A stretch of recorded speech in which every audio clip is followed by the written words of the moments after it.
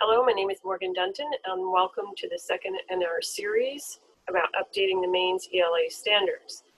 In this session, we will explain essential changes made to the Maine learning results for English language arts and literacy.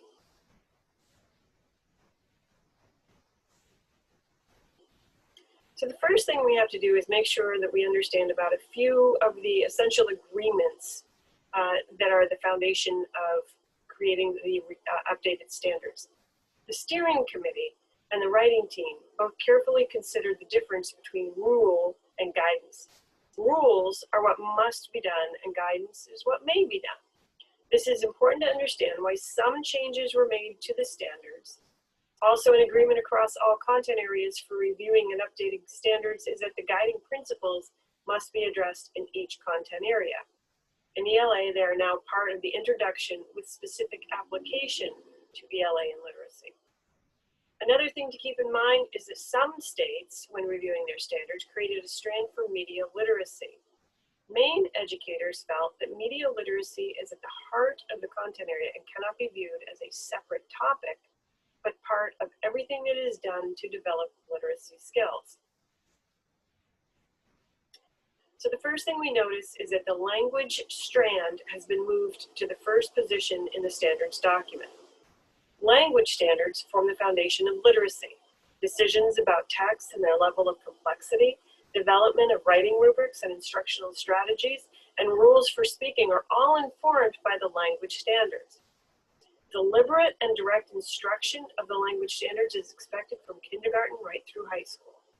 With each new level of complexity, instruction must occur. This is why the language standards now occupy the first position in the standards document. However, you can see there have been just subtle changes.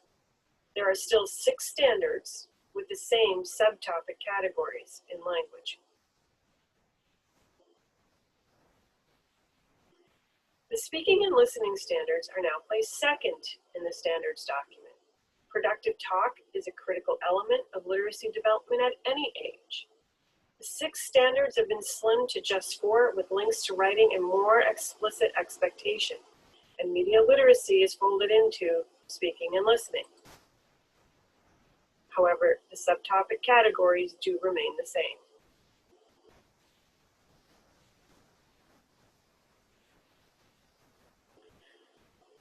Now, perhaps the biggest change to the reading standards is the elimination of separate standards for different types of text: literature, informational, history, social studies text, or science and technical text. The SLIM standards focus on the literacy skill to access a variety of texts, with the task of assigning a variety of texts and providing direct instruction to access those texts left to the teacher. The foundational skills, found as a separate document in previous standards, are now included in reading and will be specifically addressed in another presentation. This is the Common Core State Standards configuration of the 4 columns for text types in reading that has been collapsed into just 1 column. And fluency is the final reading standard for all grades K-12. The range of reading standard, previously the final reading standard in our document, is addressed in the reading preamble. Perhaps the biggest change in the standards overall is to the writing strand. There are 10 writing standards in the Common Core State Standards. The text types and purposes standards, writing 1 through 3, have been moved out of rule and may be used as guidance for instruction, but are no longer in rule for accountability and assessment purposes. And like reading, the final writing standard about range of writing has been moved to the writing preamble. The remaining 6 standards have been reorganized into just 3 writing standards.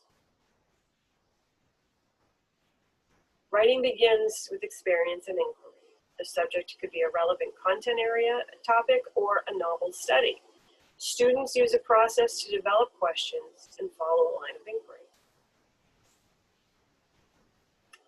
Writing 2 is about process and production with an emphasis on collaboration. Collaborative processes may include accountable talk, peer feedback for clarification or editing, working in teams, or any other process that mirrors how work is done. Media literacy or digital literacy is folded into the writing standards with a developmentally appropriate use of technology.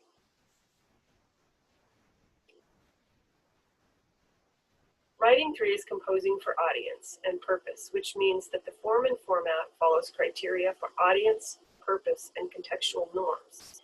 This expectation could also apply to virtually any work produced by a student. Genre or mentor text study is critical and is reflected in writing 1 and 2.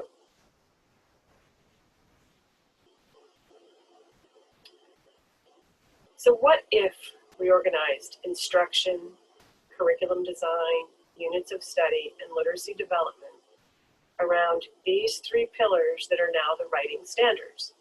Could your entire curriculum be organized to address collaborative inquiry, collaboration to process and produce, and presentation with fidelity to audience, purpose, form, and format?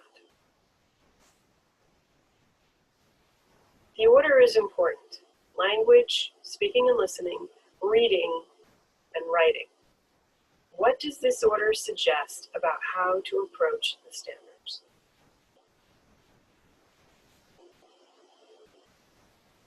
So now is the time for a pause. Study this 3-column document and discuss implications for your curriculum and assessments.